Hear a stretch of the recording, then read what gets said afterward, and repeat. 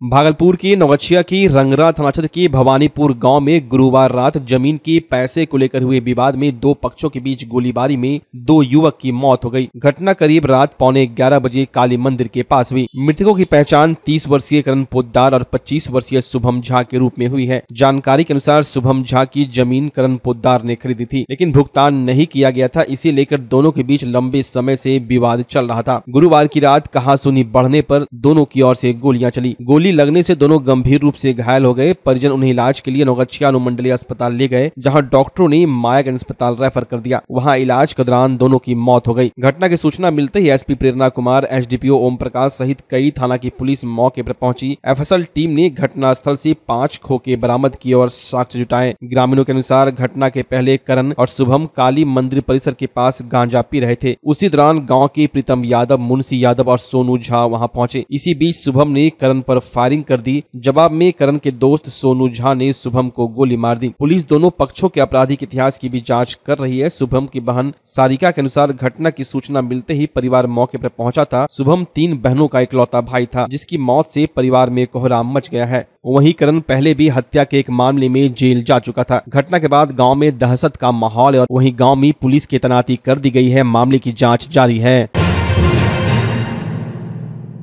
भागलपुर शहर के अर्चना विवाह भवन के एक कमरे से शराब की बोतलें और आपत्तिजनक सामान मिलने के बाद हड़कंप मच गया। पुलिस ने मौके से कंडोम के पैकेट भी बरामद किए, जिससे विवाह भवन सहित अन्य होटलों में अफरा तफरी का माहौल है। विवाह भवन के प्रोपराइटर बासुकी शाह के पिता सोमनाथ ने बताया कि उनके यहाँ शादी और बर्थडे पार्टियों का आयोजन होता है, लेकिन होटल के कमरे में शराब की बोतलें कैसे आई, इसकी जानकारी उन्हें नहीं है। पूछताछ के दौरान उन्होंने रूम सर्वेंट पर आरोप मढ़ने की कोशिश की, लेकिन कोई स्पष्ट जवाब नहीं दे पाए।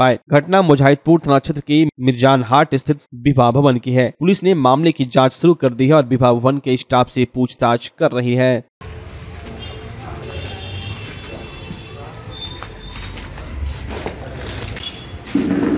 खोलिए उसको, क्या क्या है बाहर बाहर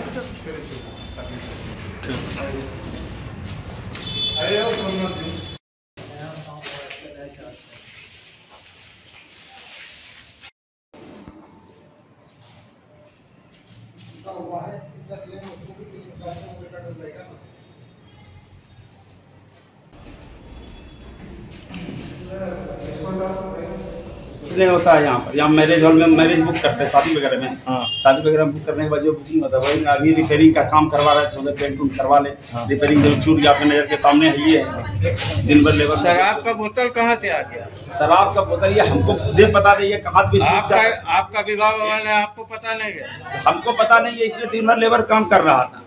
दिन भर लेबर। कंडोम कहाँ से आ गया? कंडोम कहाँ? कंडोम बाहर में झाड़ू लगाया हो, झाड़ू से कूड़ा उठा के फेंकवाएगा। अंदर आपके डस्टबिन में कंडोम का है। जब डस्टबिन बाहर से जितना झाड़ू लगा के भी जमा किया, फिर डस्टबिन फेंकेगा। तो अंदर से बाहर नहीं करता है, बाहर से अंदर करता है कूड़ा। ए पवन इससे पूछिए, वो झाड़ू लगाएगा अंदर से। आप बताइए ना, आपको क्या लगता है?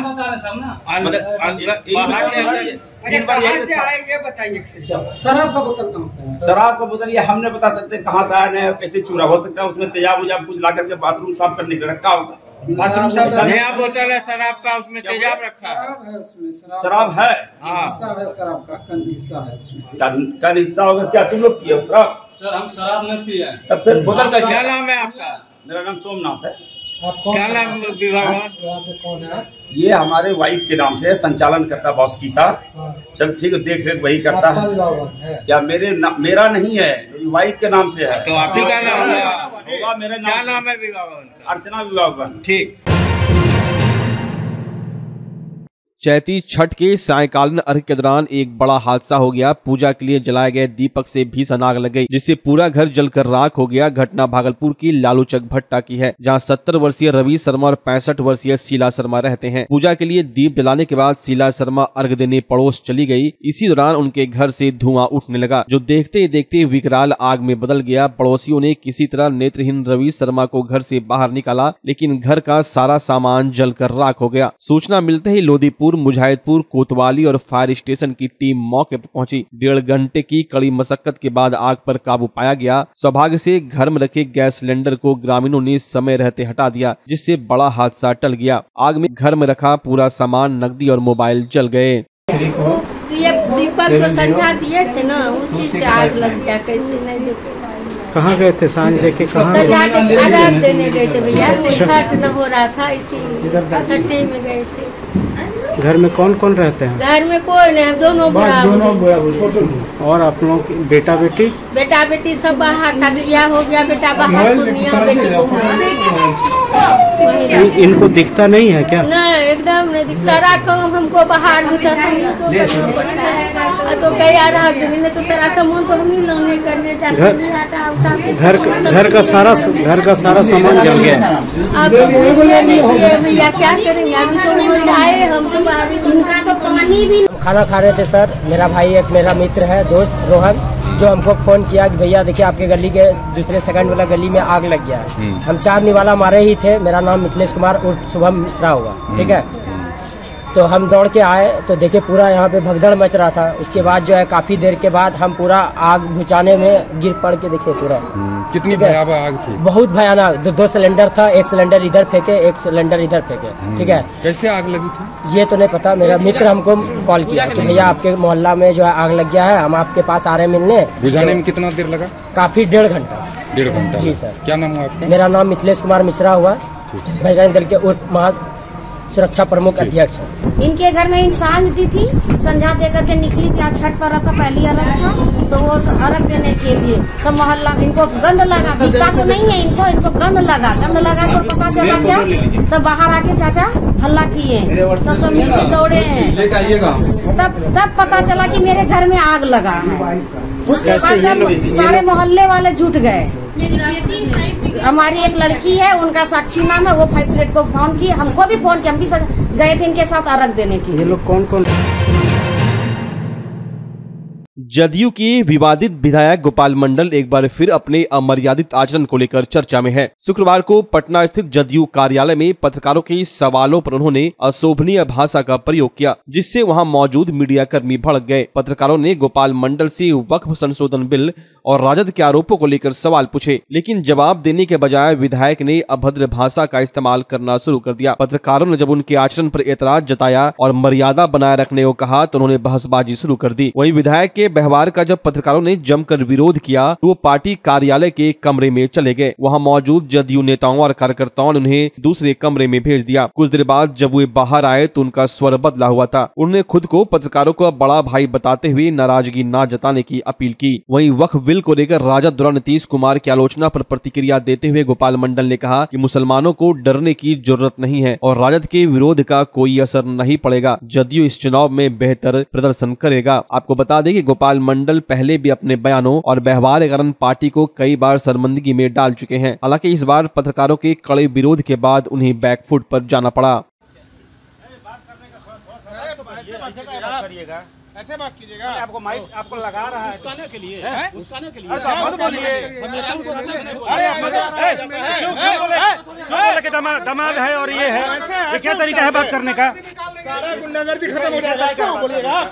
बोलने का तरीका है, जो बोले कि दामाद हो और ये हो, जो बोले नहीं आप बोले कि दामाद हो, बोलने का तरीका है, आप बोले कि दामाद हो मेरे ये हो, विधायक हो, तरीका से बात करिए।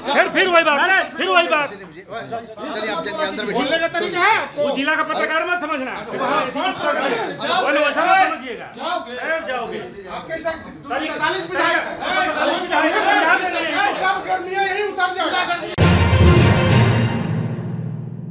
भागलपुर का पहला NABH मान्यता प्राप्त अस्पताल ओम ENT एंड मैटरनिटी हॉस्पिटल। यहाँ मिलती है कान, नाक, गले और मैटरनिटी संबंधित अत्याधुनिक सुविधाएं। यहाँ ब्लडलेस और दूरबीन विधि, एंडोस्कोपी, ब्रोंकोस्कोपी और मॉड्यूलर ऑपरेशन थिएटर की सेवाएं 24 घंटे उपलब्ध है। साथ ही यहाँ ऑडियोलॉजी और स्पीच थेरेपी की भी सुविधा उपलब्ध है। महिलाओं के लिए मॉड्यूलर लेबर टेबल और सिजेरियन सेक्शन टेबल के साथ 24 घंटे संपूर्ण मैटरनिटी की सुविधा उपलब्ध है। साथ ही यहाँ बांझपन के इलाज के लिए सेवाएं उपलब्ध है। हमारे यहाँ कैशलेस सुविधा उपलब्ध है। हमारा लक्ष्य आपकी सेहत और सुरक्षा। ओम ENT एंड मैटरनिटी हॉस्पिटल, हर कदम पर आपके साथ।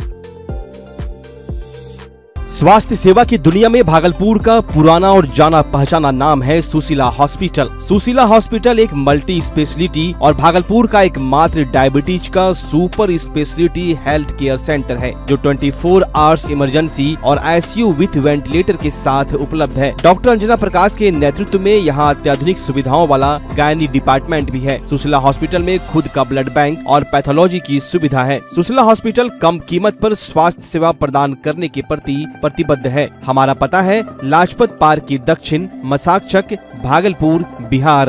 अब आपके सर भागलपुर में खुल चुका है मेंस वेयर और एक्सेसरीज के लिए शानदार शोरूम कॉब। यहाँ आपको एक से एक लेटेस्ट डिजाइन में मिलते हैं jeans, pant, shirt, suit, blazer, trouser, jacket, sweater, sweat shirt, जूते एवं सभी प्रकार के एक्सेसरीज। उद्घाटन के मौके पर कॉप दे रही है आपको पूरे भागलपुर में सबसे शानदार ऑफर, बाय 1 गेट 3, यानी कि एक की खरीदारी पर 2 बिल्कुल मुफ्त। तो अगर आप भी शानदार ऑफर का लाभ लेना चाहते हैं तो अभी चले आएं। हमारा पता है DN Singh road, Khalifabagh, Kharmanchak, near Hariom Lakshmi Narayan jewellers, Bhagalpur. जल्द करे, ऑफर सीमित समय के लिए। नमस्कार, मैं डॉक्टर अजय कुमार सिंह, शिशु रोग विशेषज्ञ, बिहार झारखंड में अग्रणी मेरा स्नेह अस्पताल, जो सबसे पहले बिहार झारखंड में कृत्रिम श्वसन मशीन यहाँ आया, ब्लड गैस एनालाइजर आया, और एक नायाब मशीन क्रिटिकल जो देर से रोए बच्चे में इलाज में बहुत सक्सेसफुल है और वह विकलांगता से बचाता है और बचने की संभावना बढ़ती है। वो मशीन जो देर से रोया बच्चा है उसमें 3 डिग्री कम टेम्परेचर पर रखा जाता है और 3 दिन के लिए रखा जाता है, लेकिन वो 6 घंटे के अंदर उसको उसमें रखना पड़ता है। तो आप इसका लाभ उठाएं।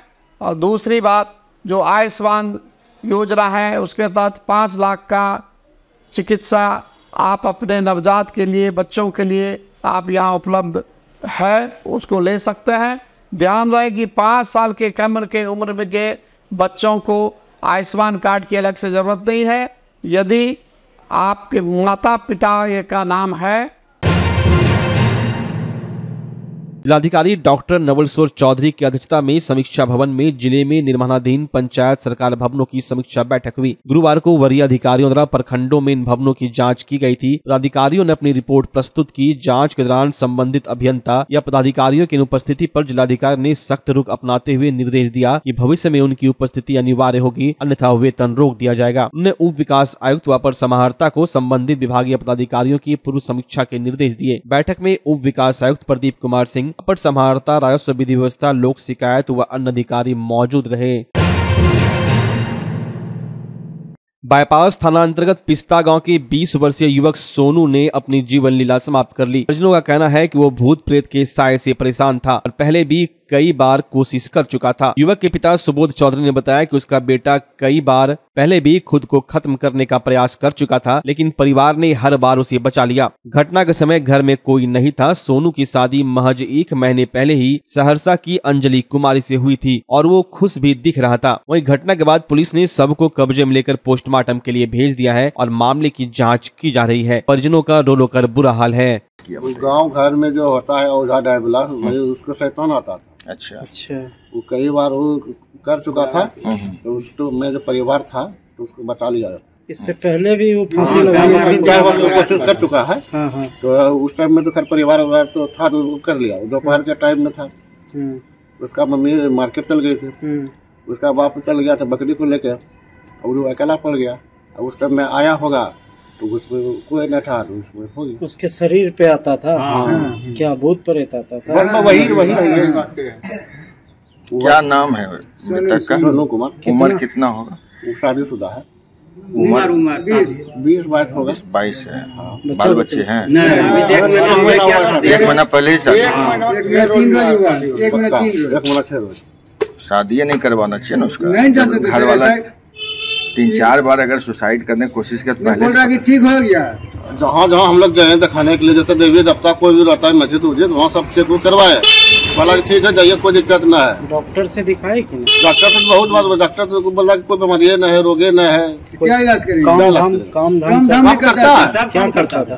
पानी फैक्ट्री में पानी फैक्ट्री जो है ना, पानी जो बनता है तो उसी में काम करता है। कहाँ पर? बगल में है। बलिया के गोगरी थाना क्षेत्र में घरेलू विवाद के चलते एक युवक ने अपने पिता पर चाकू से हमला कर उसकी हत्या कर दी, जबकि छोटे भाई को भी गंभीर रूप से घायल कर दिया। जानकारी के अनुसार आरोपी सार्जन कुमार नशे का आदी था और अपने बड़े भाई मनसुख के टोटो की स्टेपनी बेच दी थी। इसको लेकर परिवार में विवाद हुआ। छोटा भाई सरवन बीच बचाव करने आया तो आरोपी ने उसे चाकू मार दिया। जब पिता परमानंद यादव ने हस्तक्षेप किया तो उस पर भी चाकू से हमला कर दिया, जिससे उनकी मौत हो गई। घटना के बाद गोगरी पुलिस ने आरोपी सार्जन कुमार को गिरफ्तार कर लिया, जबकि घायल छोटे भाई का इलाज जारी है। मृतक का बड़ा बेटा मनसुख पुलिस की मदद से पिता का पोस्टमार्टम कराने भागलपुर पहुंचा। पुलिस मामले की जांच में जुटी है। चाकू मारने वाला कहाँ का रहने वाला है? वो भी इसका बेटा है, लड़का। बेटे मार दिया? हाँ, अपना बेटा है। और बेटा ही मतलब कि स्टेपनी बेच लिया? ये बोला भैयारी में लड़ाई हुआ, विवादी में। अच्छा। इसलिए बोला वैसे मैं कर था, इसलिए चाकू मार दिया। बापे को चाकू मारा? बाप को भी मारा, भाई को भाई भी को। मारा। तो भाई कहाँ है? भाई वहीं बड़ा नहीं, जिसको मारा है वो वहीं पे हल्का छोटा है। हाँ। था किस लिए चाकू मारा गया? मामला ऐसे टोटो का स्टेपनी बेच के पी गया सर। कौन? ये जो मृतक है? नहीं सर, वो सार्जन जो मारा है। जी सर, सार्जन ने इसको उसी विवाद में, दोनों भाई में विवाद हुआ। हाँ। छोटे भाई को भी चाकू मार दिया। अच्छा। पिता को भी लग गया चाकू, मगजपड़े हो गया। कहाँ की घटना है? एक गस्टरी चौका उसरी का। कौन थाना क्षेत्र पता है? गोगरी जी सर। तो मौके पर ही मौत हो गया कि इलाज के दौरान हुआ? इलाज के दौरान। कहाँ लाए थे? यहाँ पे सर